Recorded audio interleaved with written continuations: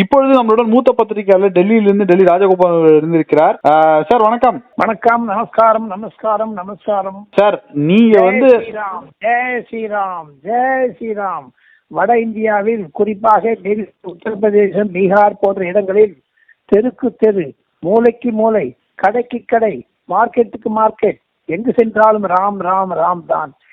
ஒரு காவி கொடிகள் கார்களிலும் சரி, ஸ்கூட்டரிலும் சரி, சைக்கிள் ரிக்ஷாவிலும் சரி, ஆட்டோ ரிக்ஷாவிலும் சரி, டாக்ஸிகளிலும் சரி, ஏன் விமானத்தில் கூட ஹனுமானை பற்றி ஏந்திய ராமர் கோவில் தான் பிரதிபலித்து வருகின்றன. வட இந்தியாவில் ராமர் வயம் இப்படி ஒரு ஜொலிக்கக்கூடிய தீபாவளி என்று சொல்லக்கூடிய அளவிற்கு வட இந்தியா மெளிர்கிறது, பட்டொளி வீசி பறக்கிறது ராமர் கொடி. சார், இந்த கர்சேவக் மூவ்மெண்ட் போது ஒரு சில ஜேர்னலிஸ்ட் தான் அத்வானியும் மோடியும் இணைந்து வந்து பேட்டி எடுத்திருக்காங்க. அதுல நீங்களும் ஒருவர்.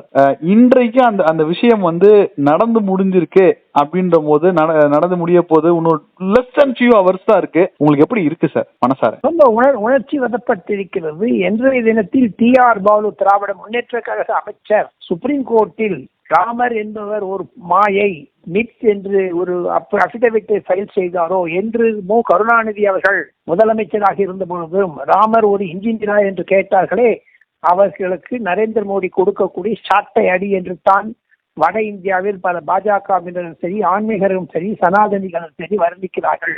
இது நரேந்திர மோடிக்கு கிடைத்த வெற்றி அல்ல, 140 கோடி இந்திய மக்களுக்கு கிடைத்த வெற்றி. காரணம், எங்கு பார்த்தாலும் ராம், எங்கு பார்த்தாலும் ராம்.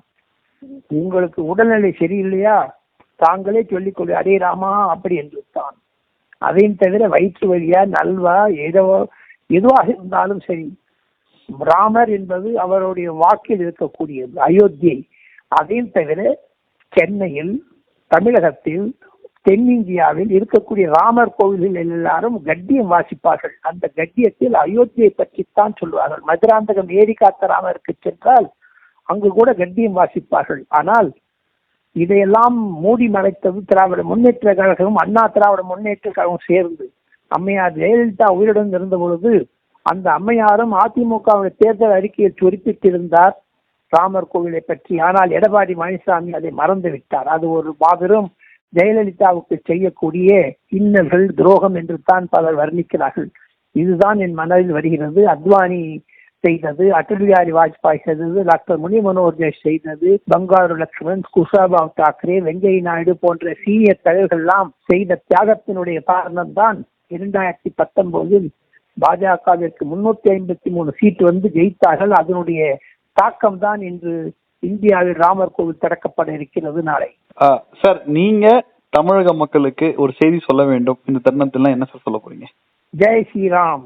வரக்கூடிய நாட்களில் திராவிடம் என்பது மங்குகிறது. திராவிடம் என்பது இன்னும் ஒரு 10 வருடங்களில் காணாமல் போய்விடும், தானே மறைந்து விடுமோ என்ற அச்சம் கூட வருகிறது. நரேந்திர மோடியும் பாஜகவில் இருக்கக்கூடிய மூத்த தலைவர்களும் அடிக்கடி சென்னை வருவதும், இந்துக்களுக்கு ஊக்குவிப்பதும் இதையெல்லாம் வைத்து பார்த்தால் தமிழகம் முழுவதும் ஆர்வ பூமி. ரஜினிகாந்த் கூட இன்விடேஷனை பெற்றுக்கொண்டு தலையாட்டிக்கொண்டு நான் வருகிறேன் என்று சம்மதம் அளித்திருக்கிறார். இப்படியெல்லாம் பார்த்தால் ஆன்மீக அரசியல் ரஜினிகாந்த் மூலமாக வந்தது சில காலம். எம்ஜிஆர் வைத்தார், அம்மையார் ஜெயலலிதா கொண்டு வந்தார். இதையெல்லாம் வைத்து பார்த்தால் ஒட்டுமொத்தமாக ஒரு கருத்து உதவும். அதுதான் Jai Shri Ram. Thank you sir. Thank you very much sir. நன்றி. நமஸ்காரம்.